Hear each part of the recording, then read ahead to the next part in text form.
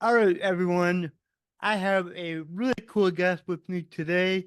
Her name is Dr. Elizabeth, and she is, like me, just pushing through no matter what and getting things done and just, inspiring others to, like I talk about, do more and figure out what works for you.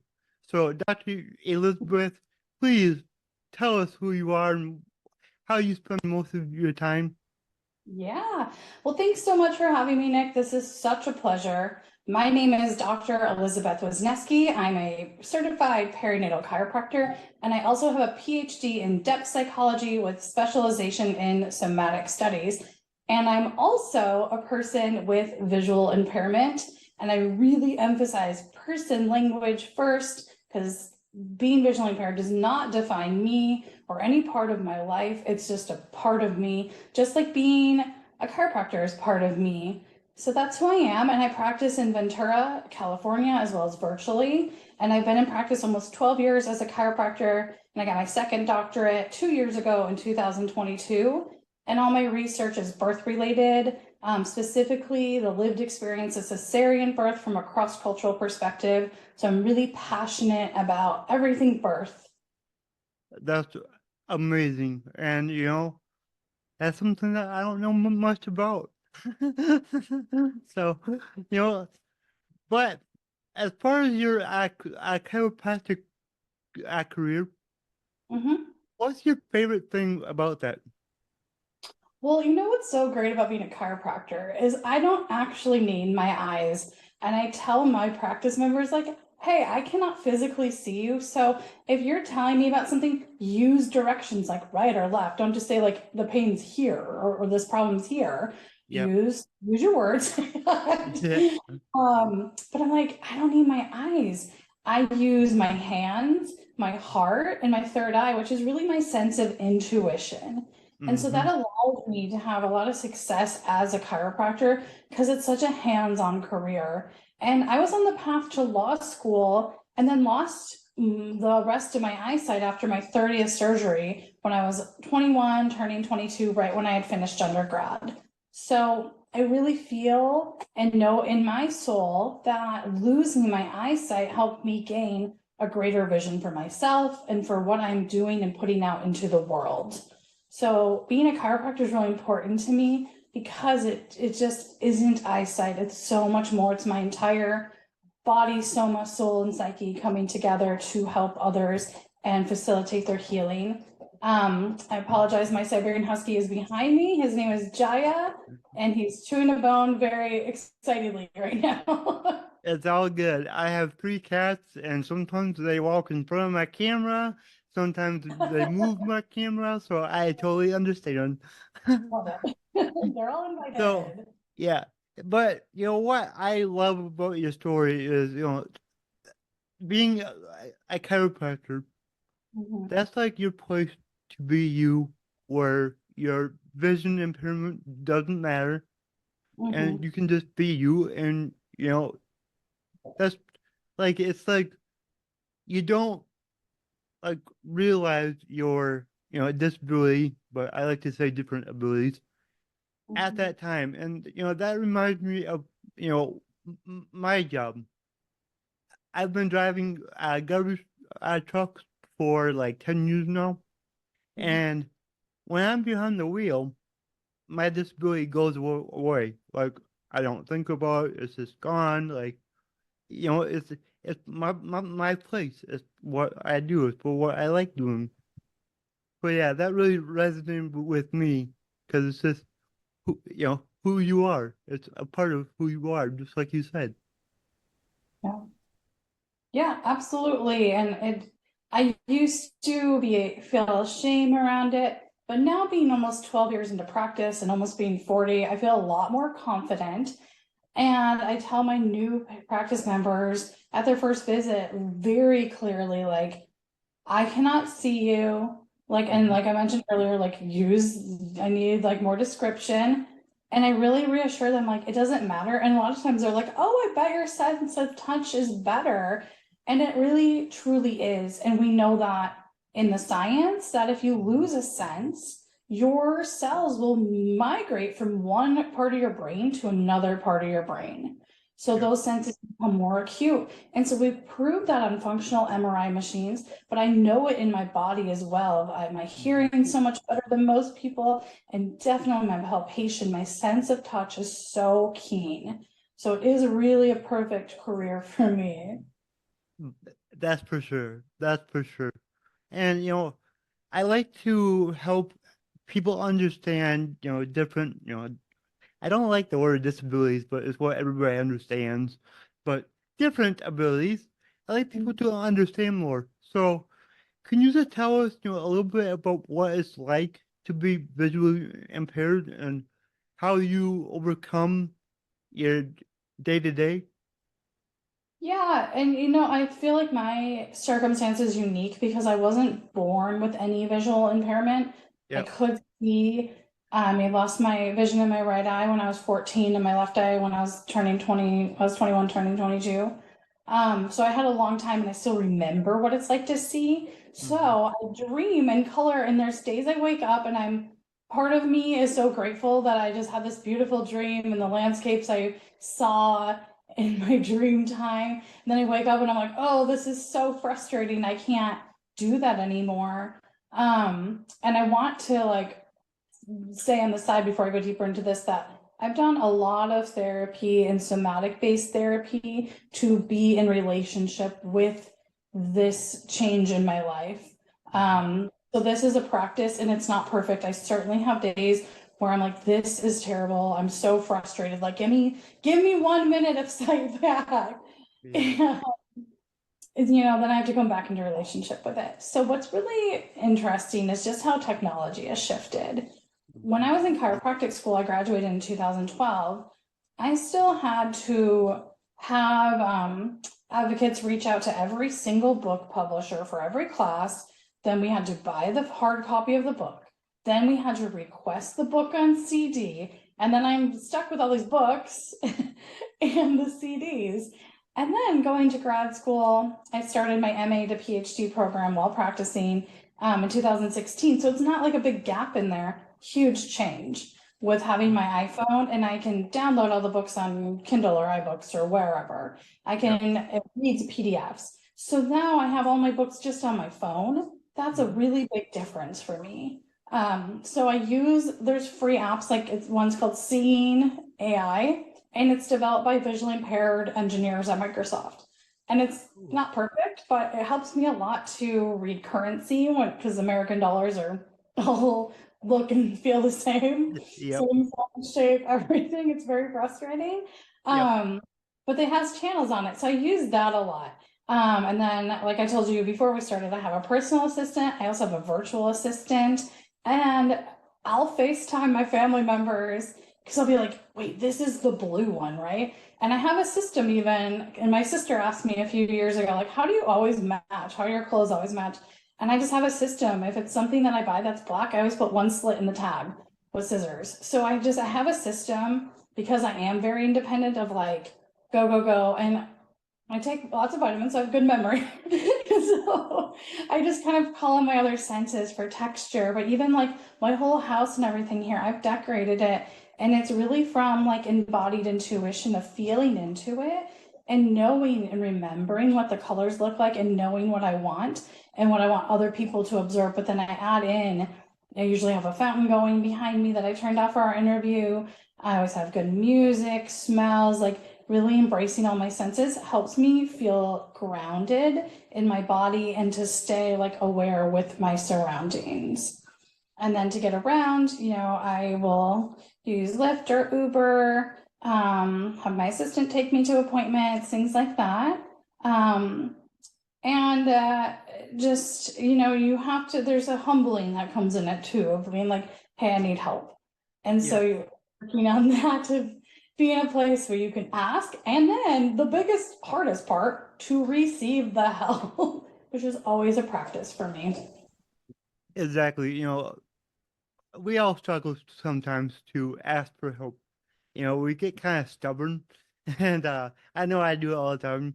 But like I've learned, throughout my life, like it's okay to ask for help. If you need help, ask for help. And people are always more than willing to give you a hand. Mm-hmm. So yeah, Yeah. that's incredible. Yeah, absolutely. It's the asking and the receiving. Those are the hard parts. And then once you get through it, you're like, okay, I'm so glad I did that. That was really literally helpful. So, Yep, exactly. Um, do you mind when people ask you about how it is to be visually impaired? depends on my mood. That's To be great. really honest. Most of the time I'm open to it. It's hard in practice because the patient's there for me to take care of them.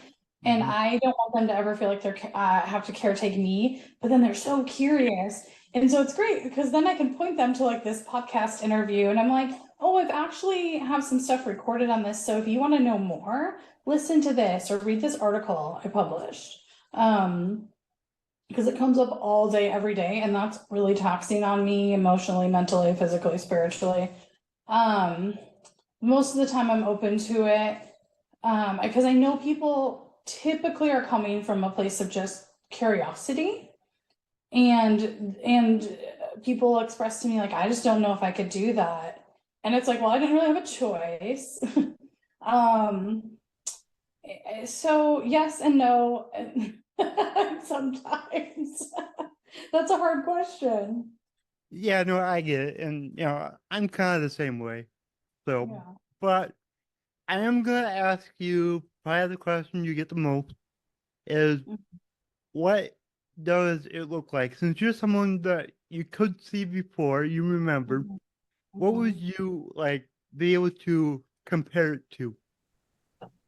Okay, well, what's so interesting to me that a lot of people don't know is, it's not just like I don't have just blackness when I'm looking out of my eyes. Okay. If I'm outside, I can still perceive quite a bit of light, especially in my left eye, Hmm. because I just have a lot of silicone oil in there replacing the vitreous humor, which is the gel layer in your eye. And that they did to keep my retinas flat because my retinas were detaching as part of my rare eye disease.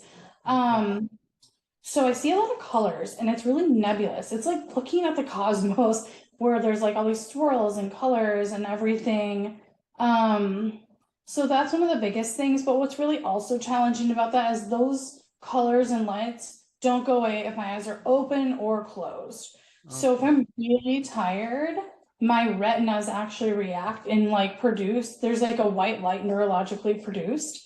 And Hmm. honestly, like the first time it happened, I thought I was dying because it was a bright white light that didn't go away when my eyes were open and closed. And I'm like, do I move towards this light? Like, what is this? And I met with my retina specialist back in Michigan, and they were just saying, like, that's just your retinas reacting. They think they're perceiving something. So when I get really tired, that happens, which really makes it worse because then it's harder to sleep.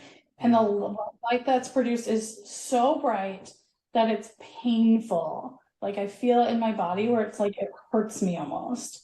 The other thing that happens with me that I don't tell a lot of people about, just my like inner circle knows, is I live with a lot of physical pain. And you think about like getting your teeth worked on, like it's hard to get away from that kind of pain when it's in your face.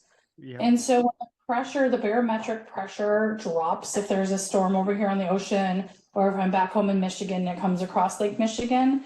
I Hmm. really have a hard time with low eye pressure. Glaucoma is kind of the opposite, high eye pressure.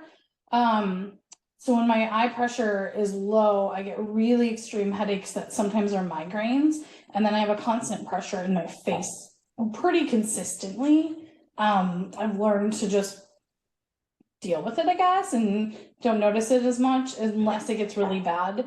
So those are some of the things that like are really present for me. Well, I'm sorry that you guys deal with that pain. But I want to thank you for sharing that because you know I had no idea that it was like that. Like you can basically see colors at times, and then Mhm. unfortunately the bright light that's you know not cool. But Yeah. you know, thank you. So we understand more what it's like to be you or be somewhere else. Just it really helps people just to understand what you go through and empathize with you more. It's just going to help a lot of people. So thank you so much. My pleasure. I mean, I feel, when I'm in a safe environment, I'm really open to sharing, and you certainly provide that audience or that environment for your audience and for me right now. So I'm really grateful for this opportunity to express this. Well, thank you for saying that. That's what I'm here for. I care about my guests. I care about what you go through, and you know, everybody's curious of what it's like. So that's why I share my story. My guests share theirs. It's just help people understand, and I think that's going to go far, just to help all of us who have different abilities. Mm-hmm. Yeah, absolutely. Those varying abilities or those differing abilities, as you say. I think that's beautiful because we don't need to be labeled as disabled. It's really Yeah, like that person centered, like you're a person first, we're all people. So it's really honor and step into that personhood rather than being labeled by just a small part of ourselves or our lived experience. exactly. So, I got one last question for you, Sure. and that is, so I have a slogan, and it is, "Your abilities are infinite." What does that mean to you? I mean, my first response is yes, yes, they are. I don't think anything should ever slow anyone down. I had a patient the other day who was like, I'm limited here with this range of motion in my shoulder. I'm limited, limited, limited. And I rarely will do something like this as a doctor, but I put my finger neck on her head and go, your limitations here. And I tapped on her head. And that's what it is. And she got it, it clicked. And Yep. so that's, we are infinite and we can do anything, anyone can. And, Mhm. I'm not any more special than anyone else getting 2 doctorate degrees. I just was really determined Mhm. and had resourcefulness.